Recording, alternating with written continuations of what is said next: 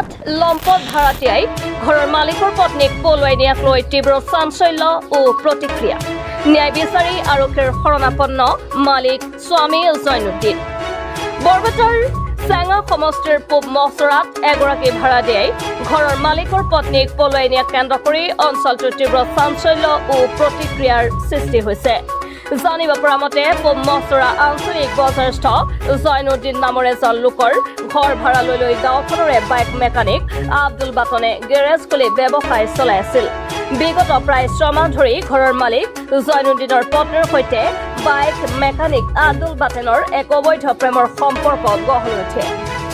অৱশেষত যোৱা 18 নৱেম্বৰত ঘৰৰ মালিক জৈনুদ্দিনৰ ঘৰত নথকাৰ সুযোগ লৈ ভাড়াতীয়া বাইক মেকানিক আব্দুল বাটেনে ঘৰখনৰ পৰা নগদ ধন অলংকাৰ সহ পলুৱাই নিয়ে তেওঁৰ পত্নী চাহিদা খাতুনক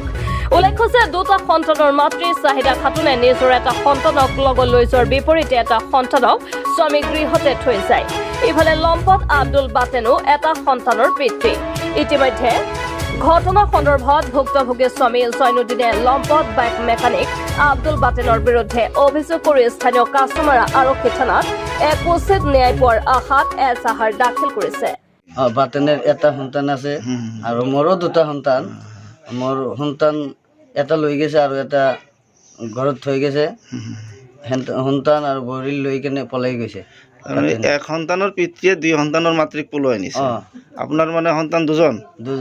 দুজন সন্তান এজন লগত লৈ গৈছে নেকি এজন লগত লৈ গৈছে আৰু এজন ঘৰত থৈ গৈছে সৰুৰ লগত গৈছিলোঁ গড়াই মাৰি ভাড়া মাৰিবৰ কাৰণে চাউণ্ড ছেট লৈ কেনে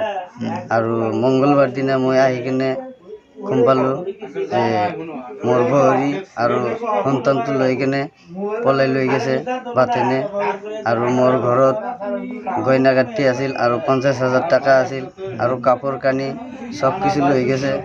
মই সেইটো ন্যায় বিচাৰ চাওঁ আৰু আৰক্ষী থানাক অৱগত কৰিছিলোঁ মই আৰক্ষী থানা আহি কেনে তদন্ত আৰম্ভ কৰিলে তদন্ত কৰি এই বিচাৰটো লাগে আৰু আপোনাৰ নামটো কি আছিলে মোৰ নাম জৈনুদ্দিন দেউতাৰ নাম আব্দুল কৰিম ঘৰ পূব মহাজৰা আপোনাৰ ঘৈণীয়েকক পলুৱাই লৈছে কোনে আব্দুল বাটেনৰ দেউতাকৰ নাম বাটেনৰ দেউতাৰ নাম ইলিমুদ্দিন পোদ্দাৰ গাঁও পূব মহাজৰা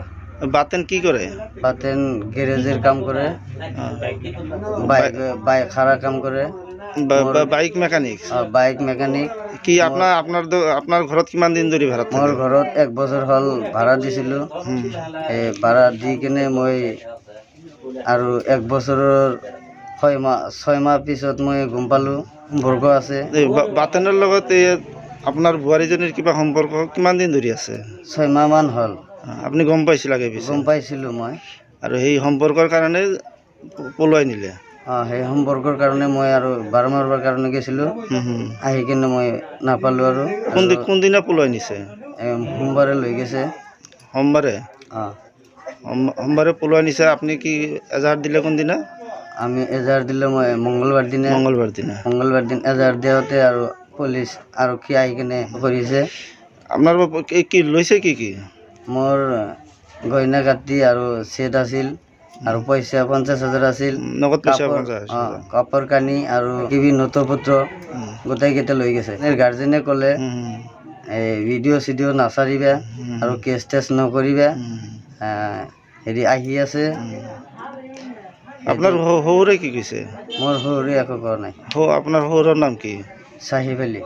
আৰু বাটেনৰ দেউতাকৰ নাম আব্দুল ইলিমুদ্দিন না পোদ্দাৰ তাৰমানে বহুদিনৰ পৰাই মানে সম্পৰ্ক আছে এই বাটেন আৰু আপোনাৰ ঘৈণীয়েকৰ লগত বহুদিনৰ পৰাই সম্পৰ্ক আছে আৰু এই সম্পৰ্কৰ পৰিণতিত পলুৱাই নিলে গ'ল গতিকে আপুনি ন্যায়টো বিচাৰে ন্যায় বিচাৰ লাগে ল'ৰা ছোৱালী আছে নেকি এতিয়া আপুনি ন্যায়টো বিচাৰে ন্যায় বিচাৰ লাগে এতিয়া সোণতলীৰ পৰা আবুল হাছামৰ ৰিপৰ্ট আছাম লোকেল নিউজ